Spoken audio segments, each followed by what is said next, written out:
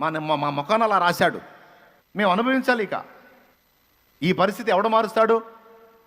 ఈ పరిస్థితిని ఎవడు చక్కదిద్దుతాడు? ఈ రకంగా తరతరాల అవమానాలతో అన్యాయమైపోతున్న ఈ జాతి కర్మ ఇంతే అనుకోవచ్చు. మరి ఇప్పుడు 1,00,000 మంది ఆ బాధ అనుభవిస్తుంటే 1,01 వాడు కూడా ఖచ్చితంగా అదే అనుకుంటాడు. ఇంతమంది అనుభవిస్తున్నప్పుడు మనం ఒక లెక్క ఏముంది తీ అని దులిపేసుకొని వెళ్ళిపోతాడు. కానీ అంబేద్కర్ అలా రాజీ పడలా. అంబేద్కర్ మహనీయుడు అలా రాజీ పడలా. ఆయన ఏమన్నాడో తెలుసా? నా జాతి మొత్తం దీని విషయంలో ఆలోచన చేయకపోయినా నేనన్నా దీని గురించి ఆలోచన చేయాలి. ఈ అవమానాన్ని నేను తట్టుకోలేను, ఈ అన్యాయాన్ని నేను సహించలేను.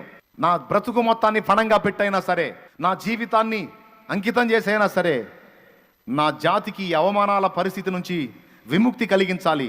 దానికోసం ఎంత కష్టపడైనా సరే నేను సాధించాలి అని ఆ పసితనం నుండే దీక్షాబద్ధుడై నడుం కట్టి కష్టపడి చదవటం మొదలుపెట్టాడు. క్లాస్ రూమ్లో ఆయన కూర్చుంటే ఎవ్వడూ పరిష్కరించలేని ప్రశ్నలకు ఆయన సమాధానం చెప్పేవాడు. కానీ ఆయన మాత్రం లాస్ట్ కూర్చోవాలి. ఆయనకు దప్పిక అయితే మిగిలిన పిల్లలేమో వెళ్ళి గ్లాసు కుండలో ముంచుకొని తాగొచ్చు.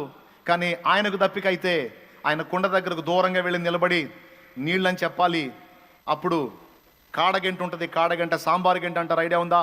పాపం అందరి పిల్లల్లో ఆయన ఒక పిల్లోడు. ఎవరూ చెప్పలేని లెక్కలు ఆయన చెప్తాడు. ఎవరు ఆన్సర్ ఇవ్వలేని ప్రశ్నలకు ఆయన ఆన్సర్ ఇస్తాడు. Class first. కానీ తాగే నీళ్లను కూడా ఆయన తాగనిలా. మిగిలిన పిల్లలందరూ వెళ్ళి తాగుతున్నారు. నన్ను ఎందుకు తాగనియరు మాస్టర్ అంటే, అరే నువ్వు అంటరాని జాతిలో పుట్టావు. ఒకసారి వెళ్ళి ఆయన అలాగ తీసుకున్నందుకు సారు కొడతాడు. నీకు దప్పికైతే నన్ను అడగాలి, నేను వచ్చి పోస్తాను. దోశలు పట్టుకుంటే ఆ కాడగంట తీసుకొని ఆ దోశట్లో పోస్తే తాగుతాడు.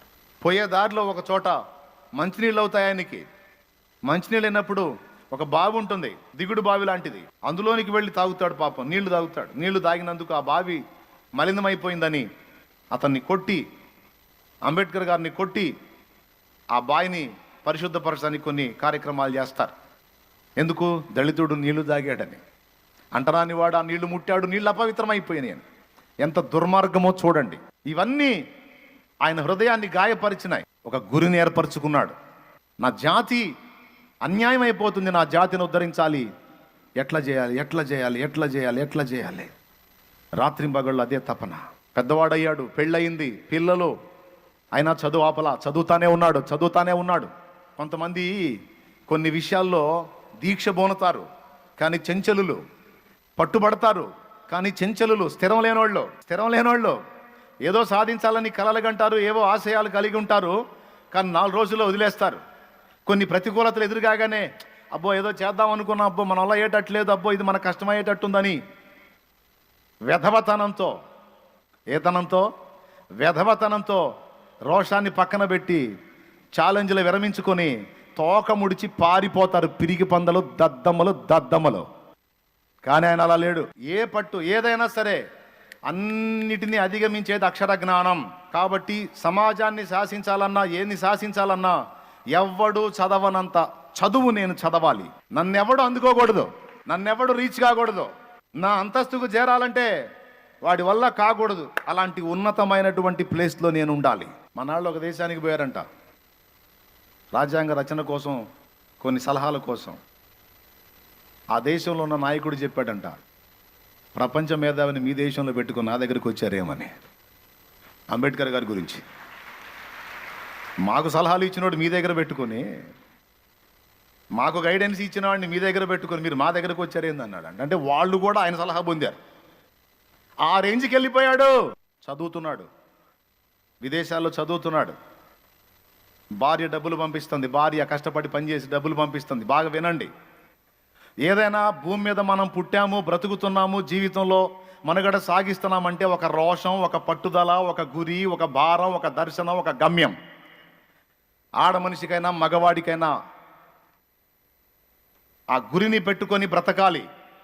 భౌతికంగా కొన్ని గురులు, ఆధ్యాత్మికంగా కూడా కొన్ని గురులు మనం కలిగి ఉండొచ్చు.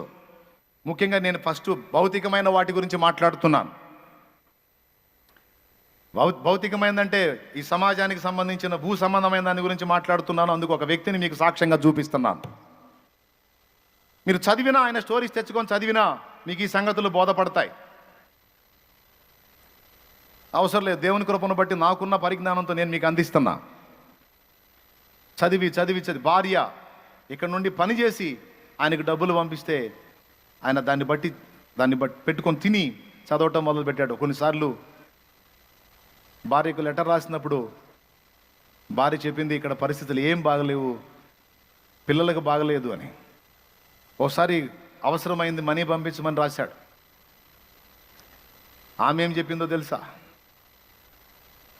అబ్బాయికి బాగలేదు, ప్రాణాపాయంలో ఉన్నాడు, నువ్వు ఎంతమైతే పంపమన్నావో అంత వాడికి ఖర్చు అవుతుంది, వాడికి ఆ డబ్బులు పెట్టకపోతే వాడు బ్రతకడు, మరి వాడికి పెట్టమంటావా నీకు పంపమంటావా?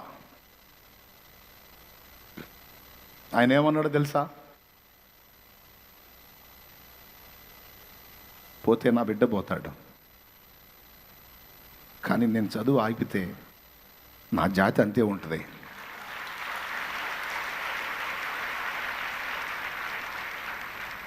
నాకే పంపు, నేను చదవాలి,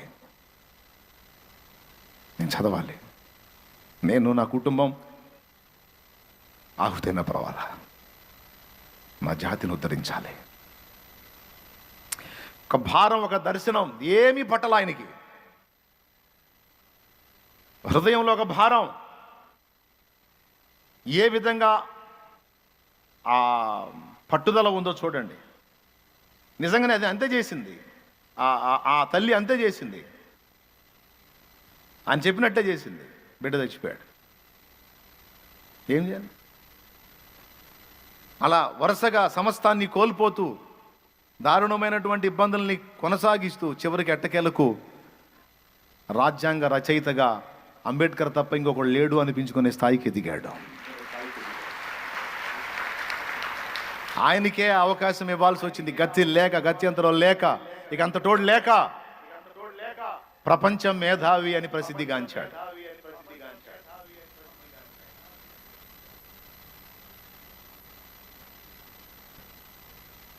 తన జాతిగా అవమానపరిస్తే